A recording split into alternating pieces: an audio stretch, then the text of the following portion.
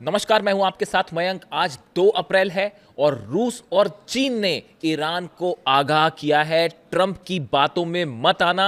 Trump एक बार फिर cease fire की बात करके, जंग रोकने की बात करके बड़ा धोखा देंगे, ये कहना है रूस और चीन का। हम इस पे बात करेंगे, डोनाल्ड ट्रंप क्या कह रहे हैं उस पर बात करेंगे, और पिछले चंद घंटों के अंदर या हम कहें पिछले 12 घंटों के अंदर कहां कहां बड़े अटैक हुए हैं, इन सब पर बात करेंगे।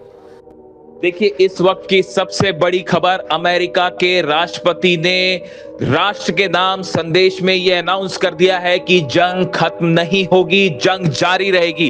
देखिए, मैंने आपको हर बार यह बात कही कि डोनाल्ड ट्रंप कहते कुछ और है और करते कुछ और है। डोनाल्ड ट्रंप के लगातार बयान आ रहे थे पिछले 2 दिनों से कि जंग खत्म होने वाली है, जल्दी खत्म हो जाएगी। नतीजा यह था कि शेयर मार्केट बढ़ने शुरू हो गए थे और जितने ऑयल के प्राइसेस हैं वो कम होने शुरू हो गए थे। लेकिन आज जब राष्ट्र के नाम संदेश हुआ तो उन्होंने साफ कर दिया कि जंग जारी रहेगी और अगले 3 से 4 हफ्ते पे ईरान पर बड़े हमले हो सकते हैं। डोनाल्ड ट्रंप ने तमाम दुनिया के युद्धों की समय सीमा भी गिनवा दी कि वर्ल्ड वॉर इतने दिन चला था, वर्ल्ड वॉर 2 इतने दिन चला था। यानी संकेत साफ है कि ये जंग ज्यादा दिन चलने वाली है। ये बात बिल्कुल वही है जो ईरान पहले से कह रहा था और इसीलिए ईरान ने कह दिया था कि डोनाल्ड ट्रंप चाहे जो बोले, हम अपने हमले जारी रखेंगे।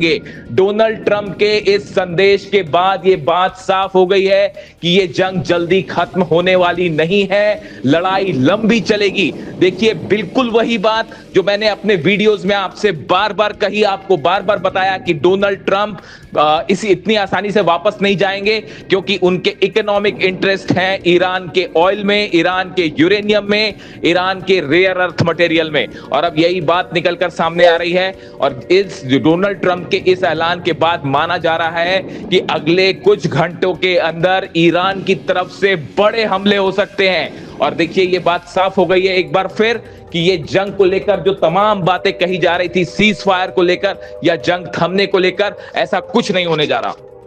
देखिए, ईरान ने अब तक का सबसे बड़ा और पहला हमला किया है अमेरिका की कंपनी पर। ईरान ने कहा था कि अमेरिकी कंपनियां निशाने पर होगी और बिल्कुल वैसा ही हुआ। ईरान ने बहरीन में और यूएई में अमेज़न कंपनी को निशाना बनाया है और अमेज़न वेब सर्विस यानी AWS के दफ्तर को हिट किया गया है बहरीन में, जिससे वहां बड़े नुकसान की खबर आ रही है। देखिए, अमेज़न के ऑफिसेस को यूएई में भी निशाना बनाया गया।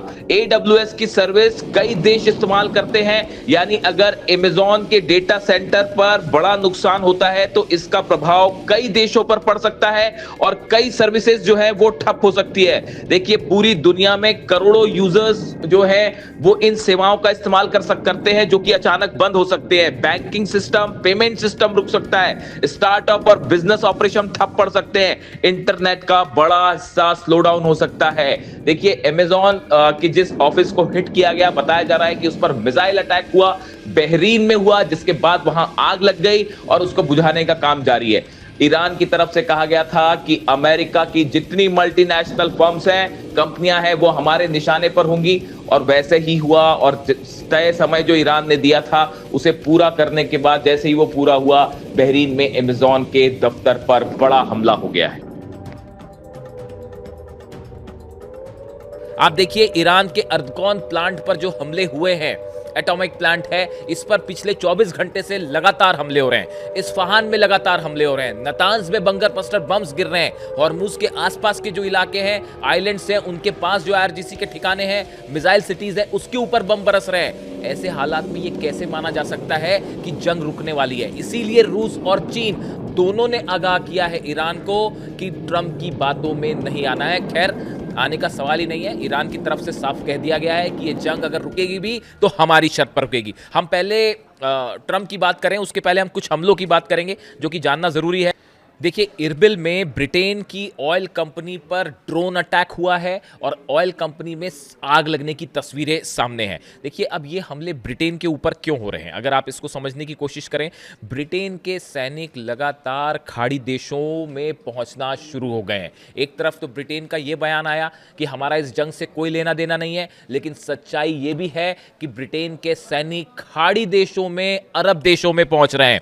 सऊदी को एयर सेवर डिफेंस सिस्टम देने जा रहा है ब्रिटेन, इस तरह की खबर है। कतर में टाइफून जेट्स उतर रहे हैं और बहरीन और कुवैत में भी डिफेंस सिस्टम तैनात करने जा रहा है ब्रिटेन। ये जो खबरें आई हैं इसका नतीजा ये है कि ब्रिटेन की ऑयल कंपनी पर ईरान ने सीधा अटैक किया और ऑयल कंपनी धू धू कर जल रही है। देखिए, मैंने आपको पहले ही कहा था, इस पूरी जंग में दिखाई कुछ और देता है, बयान कुछ और दिए जाते हैं और असल हकीकत कुछ और होती है।